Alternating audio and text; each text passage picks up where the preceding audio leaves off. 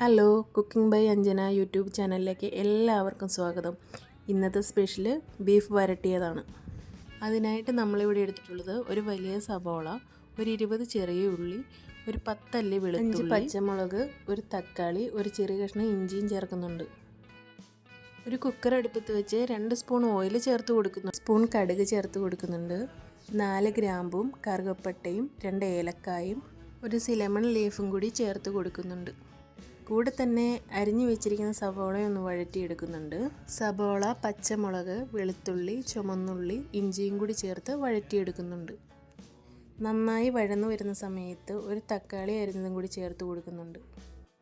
എല്ലാം കൂടി ഇളക്കി നന്നായിട്ടൊന്ന് മൂപ്പിച്ചെടുക്കുന്നുണ്ട്. നമ്മുടെ ഈ ചാനൽ ആദ്യമായിട്ടാണ് കാണുന്നതെങ്കിൽ ലൈക്ക് ചെയ്യാനും ഷെയർ ചെയ്യാനും സബ്സ്ക്രൈബ് ചെയ്യാനും മറക്കല്ലേ. സവോളയൊക്കെ മൂത്ത് വരുന്ന സമയത്ത് 2 തണ്ട് കറിവേപ്പില ചേർത്ത് കൊടുക്കുന്നുണ്ട്.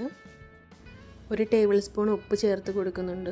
1 ടേബിൾ സ്പൂൺ മുളക് പൊടി, 1/4 teaspoon Kashmiri chilli powder, 1 teaspoon മസാലപ്പൊടി, 1/4 ടീസ്പൂൺ മഞ്ഞൾപ്പൊടി, 1 ടീസ്പൂൺ മല്ലിപ്പൊടി ചേർത്ത് നന്നായിട്ട് ഇളക്കി കൊടുക്കുന്നുണ്ട്. പൊടികളുടെ പച്ചമണമൊക്കെ ഒന്ന് മാറി നന്നായിട്ട് മൂത്ത് വരുന്ന സമയത്ത് ബീഫ് ഇട്ട് കൊടുക്കാം. നമ്മളിവിടെ 400 ഗ്രാം ബീഫാണ് എടുത്തിട്ടുള്ളത്. നന്നായിട്ട് ഇളക്കി മിക്സാക്കി കൊടുക്കാം. മീറ്റിൽ അത്യാവശ്യം വെള്ളമുള്ളത് കൊണ്ട് തന്നെ നമ്മൾ 1/2 കപ്പ് വെള്ളമാണ് ചേർത്ത് കൊടുക്കുന്നത്. നന്നായിട്ട് ഇളക്കി യോജിപ്പിച്ച് കൊടുക്കുന്നുണ്ട്. ഒന്ന് അടച്ച് വെച്ച് ഒരു 7 വിസിൽ വരുന്നോടം വരെ നമുക്കൊന്ന് വെയിറ്റ് ചെയ്യാം. ഇപ്പോൾ ഇവിടെ ഒരു 7 വിസിൽ അടിച്ചിട്ടുണ്ട്. തണുത്തതിന് ശേഷം നമുക്കൊന്ന് തുറന്ന് നോക്കാം. നമ്മുടെ ബീഫ് റോസ്റ്റ് ഏകദേശം ഇപ്പോൾ ഇവിടെ റെഡി ആയിട്ടുണ്ട്. ഒരു പാൻ അടുപ്പത്ത് വെച്ച് 2 ടേബിൾ സ്പൂൺ ഓയിൽ ചേർത്ത് കൊടുക്കുന്നുണ്ട്.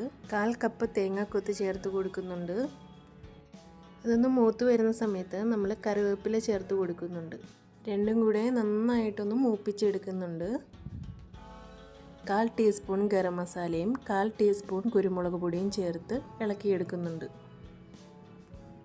ബീഫും കൂടി ചേർത്ത് നമ്മൾ നന്നായിട്ടൊന്ന് മിക്സ് ചെയ്തെടുക്കുന്നുണ്ട്. നല്ല കുരുമുളകിൻ്റെയും ഗരം മസാലയുടെയും ഒക്കെ മണം വരുന്നുണ്ട്.